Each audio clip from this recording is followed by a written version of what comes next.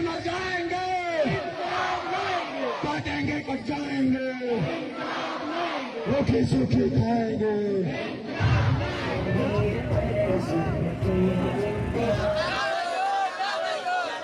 क्या मांग रहे हैं? वो अपना बेसिक्स हक मांग रहे हैं।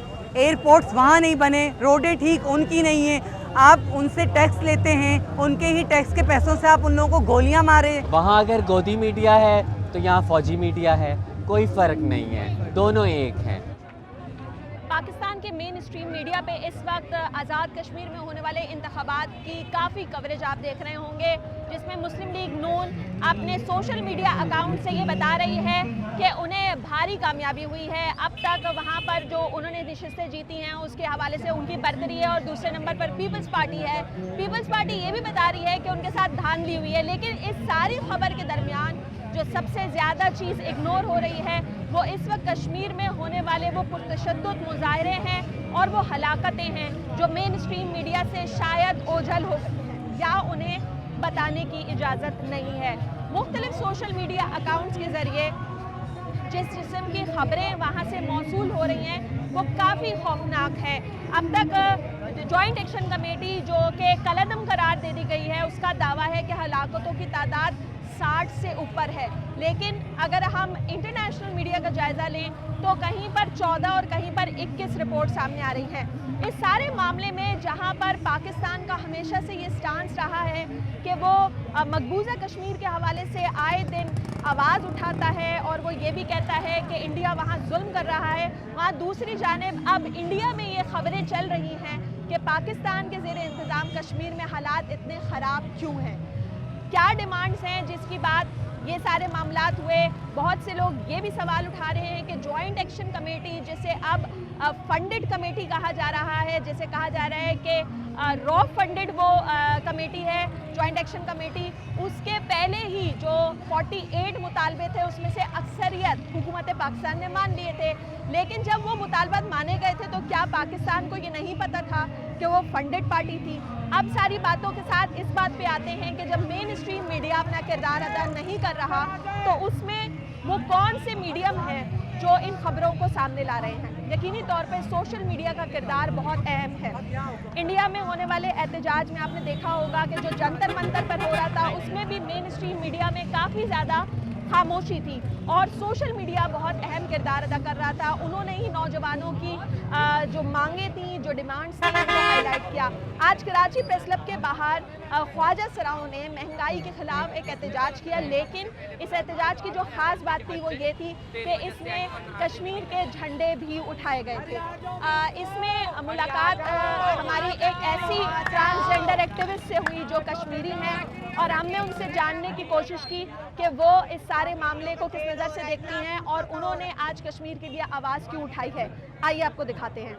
अस्सलाम वालेकुम, मेरा नाम मिनाहिल है, मैं कश्मीर नीलम वैली से बिलोंग करती हूँ और आज यहाँ पे जैसे कि प्रोटेस्ट आप देख सकते हैं, महंगाई पे प्रोटेस्ट था, लेकिन मैं अपना हक लिए बग़ैर यहाँ से नहीं जाने वाली। मुझे लगता है कि हम सबको मिलकर यहाँ पर आवाज़ बुलंद करने की बहुत ज़रूरत है, क्योंकि पाकिस्तानी अवाम मुसलमानों से ही मुसलमान लड़ रहे हैं। कोई गैर काफिर नहीं है, ये कोई यहूदी नहीं है जिनका हिसाब किताब हम नहीं लेंगे और हम कहेंगे कि अच्छा हुआ है। नहीं, हम मुसलमान हैं, हमें इस चीज़ का जवाब देना पड़ेगा। जो कश्मीरियों के साथ हो रहा है वो इग्नोर करने वाली चीज़ नहीं है, वो कीड़े मकोड़े नहीं हैं जिस तरह अपनी जानें गंवा रहे हैं। उनका खाना पानी आज 51 डेज़ हो चुके हैं, वो भूखे प्यासे प्रोटेस्ट कर रहे हैं। आप कितनी मायूस हैं इस बात से कि मेन स्ट्रीम मीडिया पे कोई रिपोर्टिंग नहीं हो रही? आपको लगता क्या है कि किस तरह से कश्मीर के हवाले से आवाज़ उठाई जा सकती है? मुझे लगता है सोशल मीडिया पाकिस्तान की और international media, I don't know कि वो क्यों नहीं इस चीज़ पे बात कर रहे हैं और इस चीज़ को शायद खौफ की वजह से छुपाया जा रहा है या अपने बेनिफिट की वजह से उनको खौफ है, डर है कि उनका जीना हराम ना हो जाए। लेकिन उनको खुदा का खौफ नहीं है, वो खुदा का नहीं सोचते। वो मुसलमान जो मर रहे हैं, पूरे पाकिस्तान की इंसानियत से पूछा जाएगा। आप लोग समझते हैं यहाँ तो बच जाएंगे, लेकिन आखिरत में आप कैसे बचेंगे? मैं चाहती हूँ पूरे पाकिस्तान के अवाम, हमारी लड़ाई, कश्मीरियों की लड़ाई किसी सिंधी से नहीं, किसी बलोच से नहीं, किसी पंजाबी से नहीं, کسی بنگالی کسی قوم پرستی سے نہیں، ہماری لڑائی صرف انسانیت پر ہے. خدارہ ان کے جو بیسکس رائٹ ہیں ان کو ان کے رائٹس ملنے چاہیے، بس میرا صرف اتنا مطالبہ ہے. اور اس کے علاوہ ہماری کوئی ڈیمانڈ نہیں ہے. جو لگزریس زندگی یہ لوگ حکمران گزار رہے ہیں وہ ہمیں نہیں چاہیے، ہمیں صرف ہماری بیسکس رائٹ چاہیے کشمیر میں. اس کے علاوہ ٹرانسجنڈر کمیونٹی ایکٹیوسٹ شہزادی رائے جو ہیں وہ جو کہ ایک بہت مؤثر آواز سمجھی جاتی ہیں، ہم نے ان سے بھی جاننے کی کوشش کی کہ گو کہ یہ احتجاج ویسے تو مہنگائی کے خلاف ہے، لیکن خواجہ سراؤں نے اتنی ہمت کیسے کی کہ وہ کشمیر کے حوالے سے بات کریں. شہزادی، آج کا جو احتجاج تھا وہ مہنگائی کے اوپر تھا، آپ لوگوں نے کیا، لیکن آپ لوگوں نے بڑی کرج دکھائی کہ آپ نے کشمیر کے معاملے کو ہائی لائٹ کیا جو کہ ابھی تک نہیں ہو رہا. کوئی ڈر اور خوف محسوس نہیں ہوا؟ دیکھیے، میں تو اپنی حکومت میں پہلے بھی اریسٹ ہوئی تھی. بات یہ نہیں ہے، بات یہ ہے ناانصافی کی.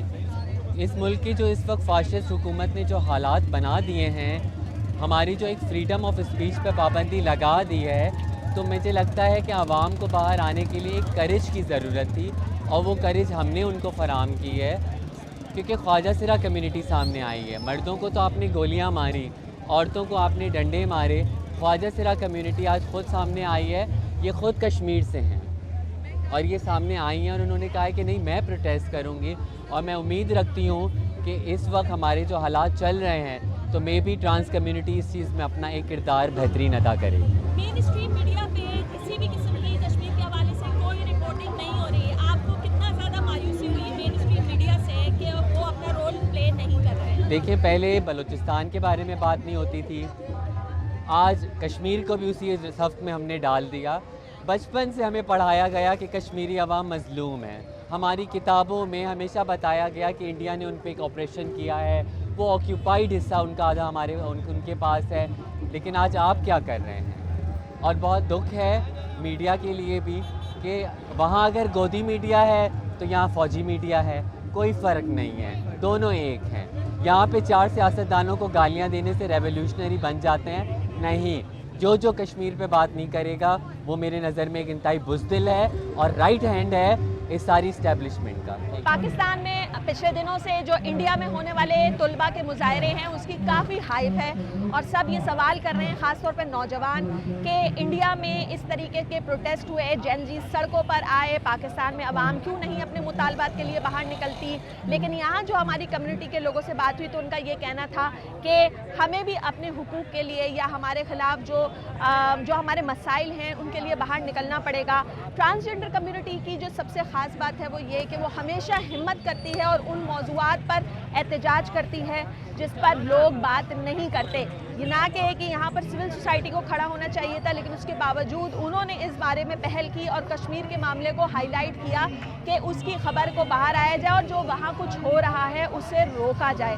دوسری جانب جماعت اسلامی کے بھی کچھ نوجوان ہیں جو آج پریس کلب کے باہر موجود نظر آئے، جو کہ احتجاج کر رہے ہیں کشمیر کے حوالے سے، خاص طور پر جو راولہ کورٹ میں ہلاکتیں ہوئی ہیں وہ ساری چیزیں انتہائی ڈسٹربنگ قسم کی جو خبریں ہیں وہ کشمیر سے موصول ہو رہی ہیں. لیکن اگر آپ مین اسٹریم میڈیا کو دیکھیں گے تو وہاں پر صرف اور صرف یہی بتایا جاتا ہے کہ مسلح جتھے یہاں سے گزر رہے ہیں، مسلح جتھے وہاں سے گزر رہے ہیں، فلاں جو ہے وہ برتری حاصل کر رہا ہے، لوگ جو ہیں وہ ان کا ساتھ نہیں دے رہے.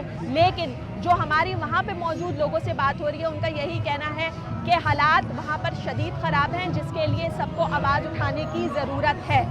اگر ہم پڑوس کے ملکوں کے احتجاج سے انسپائر ہو سکتے ہیں تو ہمیں اپنے ملک کے لیے بھی جو ہونے والے مسائل ہیں ان کے لیے آواز اٹھانا ضروری ہے. ٹرانسجنڈر کمیونٹی کا یہی کہنا ہے کہ جب تک آپ مسائل کو ہائی لائٹ نہیں کریں گے تب تک اس کا کوئی حل نہیں نکلے گا.